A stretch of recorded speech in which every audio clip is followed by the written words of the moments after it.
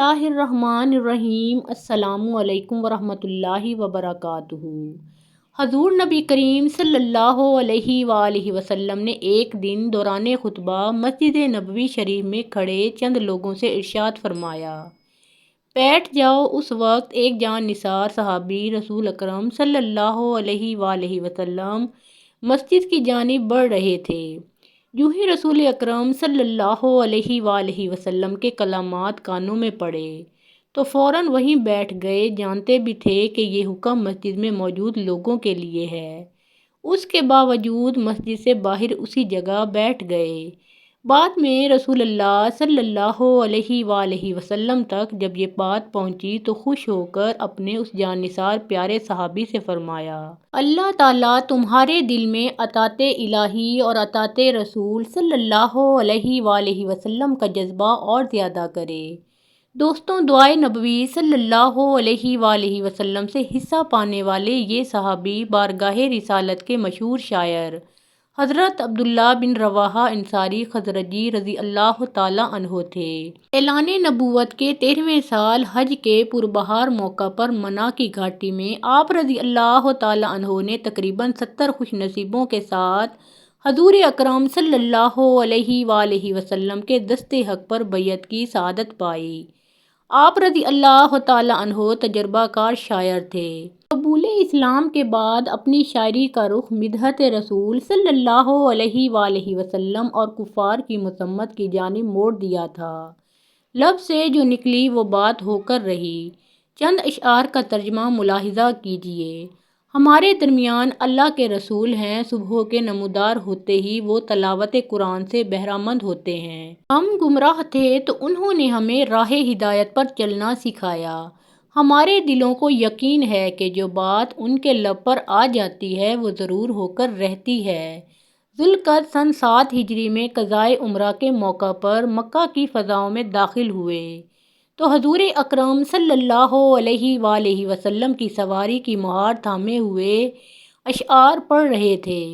حضرت عمر فاروق رضی اللہ تعالیٰ عنہ نے منع کیا تو پیارے آقا محمد صلی اللہ علیہ وآلہ وسلم نے فرمایا، اے عمر، انہیں کہنے دو، یہ اشعار کفار پر تلوار کے وار سے زیادہ سخت ہیں۔ ایک مرتبہ حضور کریم صلی اللہ علیہ وآلہ وسلم نے آپ رضی اللہ تعالیٰ عنہ سے استفسار فرمایا، تم اشعار کیسے کہہ لیتے ہو؟ عرض کی، کسی چیز کو دیکھتا ہوں پھر اشعار کہہ ڈالتا ہوں۔ اسی طرح آپ صلی اللہ علیہ وآلہ وسلم نے ایک مرتبہ پوچھا، شعر کیا ہوتا ہے؟ آپ نے عرض کی، ایک ایسی چیز جو انسان کے دل میں کھٹکتی ہے، پھر انسان اسے اپنی زبان پر شعر کی صورت میں ظاہر کر دیتا ہے۔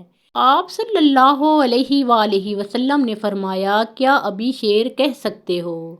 آپ رضی اللہ تعالیٰ عنہ نے پیارے آقا محمد مصطفیٰ صلی اللہ علیہ وآلہ وسلم کے چہرے کی جانب نظر کی اور فی البدیہہ نعت مصطفیٰ صلی اللہ علیہ وآلہ وسلم پڑھنے لگے۔ جب قلعہ خیبر کی کھجوریں پک جاتی اور غلہ تیار ہو جاتا تو نبی کریم صلی اللہ علیہ وآلہ وسلم حضرت عبداللہ بن رواحہ رضی اللہ تعالیٰ عنہ کو خیبر بھیج دیتے۔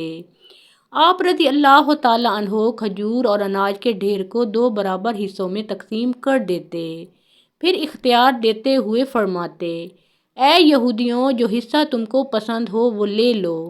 ایک مرتبہ یہودیوں نے اپنی عورتوں کے زیورات جمع کیے اور آپ رضی اللہ تعالیٰ عنہ کو دیتے ہوئے کہا، ہمارے ساتھ نرمی کا معاملہ کریں اور تقسیم میں ہاتھ ہلکا رکھیں، یعنی تقسیم میں ڈنڈی ماریں۔ یہ سن کر آپ رضی اللہ تعالیٰ عنہ جلال میں آ گئے اور فرمایا، اے یہودیوں، جو تم دے رہے ہو وہ رشوت ہے اور رشوت مال حرام ہے جس کو ہم مسلمان نہیں کھاتے۔ روزے سے آپ رضی اللہ تعالیٰ عنہ کو بے حد محبت تھی۔ ایک مرتبہ حضور صلی اللہ علیہ وآلہ وسلم کی ہمراہی میں محو سفر تھے۔ گرمی کی شدت اتنی زیادہ تھی کہ لوگ اپنا ہاتھ اپنے سر پر رکھ لیتے تھے۔ اس وقت صرف 2 حضرات روزہ دار تھے، ایک خود رسول اللہ صلی اللہ علیہ وآلہ وسلم اور دوسرے حضرت ابن رواحہ رضی اللہ تعالیٰ عنہ۔ نماز سے محبت کا عالم یہ تھا۔ آپ رضی اللہ تعالیٰ عنہ گھر سے نکلنے کا ارادہ کرتے تو 2 رکعت نفل پڑھتے، گھر میں داخل ہوتے تو بھی 2 رکعت نفل پڑھتے، اور اس عمل کو زندگی میں کبھی بھی نہیں چھوڑا۔ یتیموں سے محبت کا یہ عالم تھا کہ حضرت زید بن ارقم رضی اللہ تعالیٰ عنہ فرماتے ہیں کہ میں حضرت عبداللہ بن رواحہ رضی اللہ تعالیٰ عنہ کی پرورش میں رہا ہوں۔ میں نے نہیں دیکھا کہ کوئی شخص ان سے بہتر یتیم کی پرورش کرتا ہو۔ تاریخ ابن عساکر۔ راہ خدا میں جہاد کا جذبہ ایسا تھا کہ جہاد و غزوہ کے لیے نکلنے والے پہلے شخص ہوتے اور واپسی کے وقت سب سے آخر میں پہنچتے تھے۔ ایک بار نبی کریم صلی اللہ علیہ وآلہ وسلم دراز گوش یعنی گدھے پر سوار ہو کر انصار صحابہ کی مجلس میں کچھ دیر ٹھہرے۔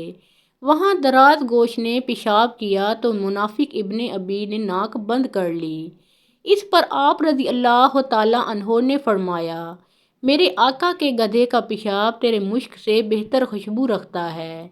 سن 8 ہجری جمادی الاولیٰ میں جنگ موطا کے موقع پر 1 لاکھ سے زیادہ رومی افواج کے مقابلے میں 3000 مسلمانوں کی مختصر سی فوج نے اپنی جان پر کھیل کر ایسی معرکہ آرائی کی کہ تاریخ اس کی مثال بیان کرنے سے قاصر ہے۔ جنگ سے پہلے آپ رضی اللہ تعالیٰ عنہ کے جذبات یہ تھے، اے لوگوں، تم شہید ہونے کے لیے نکلے ہو اور اب اسے ناپسند کر رہے ہو۔ ہم دشمن کی کثرت اور طاقت دیکھ کر جنگ نہیں کرتے، ہم اس دین کی خاطر لڑتے ہیں جس کے سبب اللہ تعالیٰ نے ہمیں عزت عطا فرمائی۔ اب 2 اچھی باتوں میں سے صرف ایک ہوگی، فتح یا شہادت۔ جنگ شروع ہوئی تو کئی صحابہ کرام رضی اللہ تعالیٰ عنہم مرتبہ شہادت پر فائز ہو گئے۔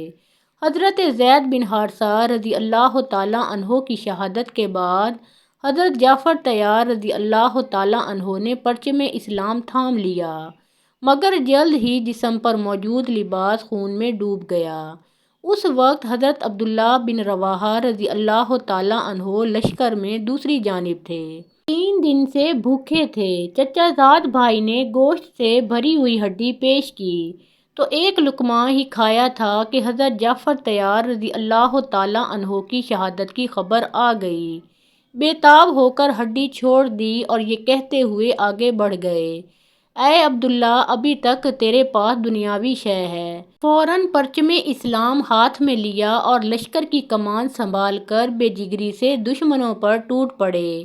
لڑتے لڑتے انگلی کٹ گئی تو فرمایا، ابھی انگلی کٹی ہے اور یہ کوئی بڑا کارنامہ نہیں ہے۔ اے نفس، آگے بڑھ ورنہ موت کا فیصلہ تجھے قتل کر ڈالے گا اور تجھے ضرور موت دی جائے گی۔ پھر انتہائی دلیری اور جاں بازی کے ساتھ لڑنے لگے۔ بالا آخر زخموں سے نڈھال ہو کر زمین پر گر پڑے اور شربت شہادت سے سیراب ہو گئے۔ اللہ تعالیٰ کی ان پر بے شمار رحمتیں نازل ہوں، آمین یا رب العالمین۔ محترم ناظرین، پیارے آقا محمد مصطفیٰ صلی اللہ علیہ وآلہ وسلم کا پیارا نام ایک بار کامنٹ سیکشن میں ضرور لکھیں۔ ویڈیو پسند آئی ہو تو لائک اور شیئر کریں۔ مزید اسلامی واقعات سننے اور دیکھنے کے لیے ہمارے اس چینل کو سبسکرائب کریں۔